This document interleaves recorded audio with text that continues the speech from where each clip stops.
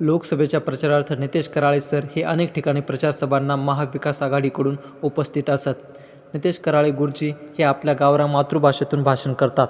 नितेश कराळे सरांचे भाषण म्हणजे डायरेक्ट पंतप्रधान नरेंद्र मोदी आणि भाजपावर टीका. तसं पाहिलं तर त्यांनी अनेक सभा घेतल्या आहेत आणि त्या सभेतील त्यांच्या भाषणामुळे लोक अक्षरशः पोट धरू हसत.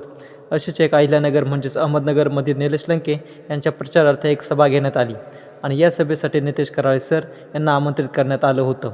नितेश कराळे सरांनी या सभेत पंतप्रधान मोदींना दाढीवाला म्हणत त्यांच्यावर कठोर शब्दात टीका केली.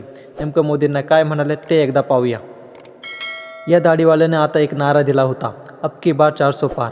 पण या 400 पार म्हणणाऱ्यांना तुम्ही पुन्हा एकदा जर निवडून दिलं तर ते पुन्हा तुमची DAPची खताची गोंद 400 पार नेणार आहे. तुमचे पेट्रोल गॅस सर्व काही 400 पार नेणार आहे. त्यामुळे जर हे तुम्हाला 400 पार न्यायचे नसेल तर पुन्हा एकदा महाविकास आघाडीला म्हणजेच निलेश लंके यांना मतदान करून सत्तेत आणलं पाहिजे, असं कराळे सरांनी श्रोत्यांना संबोधित केलं. या साल्याने शेतकऱ्यांचं नुकसान केलं, याने लुटून खाल्लाय देश. 538ची DAPची बॅग 1350 केली. पेट्रोल डिझेलचे भाव आकाशाला भिडवलेत. सर्व वस्तूवर GST लावली.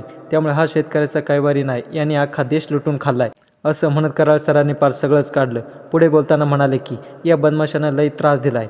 यांनी स्वर्गीय बाळासाहेब ठाकरे यांचा पक्ष फोडला. सुरत मार्गे गुवाहाटी 50 खोके एकदम ओके, माजले बोके असा टोमणा देत त्यांनी शिंदे गटावर टीकास्त्र सोडलं. हे सर्व घडत असताना लगेच पवार साहेबांचा पक्ष फोडला. या बदमाशांना पाहवत नाही, असं कराळांनी आपल्या भाषणातून म्हटले. या राजकारणाचा वस्ताद फक्त एकच माणूस आहे, ते म्हणजे आदरणीय शरदचंद्र पवार साहेब. आणि वस्ताद हा केव्हाही एक डाव राखून ठेवत असतो. त्यामुळे तो डाव 4 तारखेच्या निकालानंतर तुम्हाला पाहायला मिळेल. कारण पवार साहेब हे असे वस्ताद आहे की सकाळी माणूस पाठवायचा, शपथ घ्यायची, लंकेला आग लावायची आणि 3:30 वाजता राजीनामा देऊन पुन्हा माणूस वापस आणायचा, असं म्हणत कराळे सरांनी अजित पवार यांच्यावर टीकास्त्र सोडलं आणि शरदचंद्र पवार यांची स्तुती केली.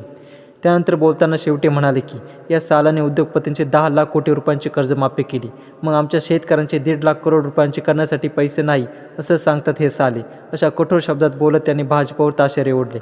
त्यामुळे कराळे सरांनी ही जी टीका केली त्याबद्दल आपलं काय मत आहे कमेंटमध्ये व्यक्त व्हा. हा व्हिडिओ आवडला असेल तर लाईक व जास्तीत जास्त लोकांपर्यंत शेअर करा आणि सोबतच आमचं 20 विचार हे यूट्यूब चॅनल अवश्य सबस्क्राईब करा. जय महाराष्ट्र.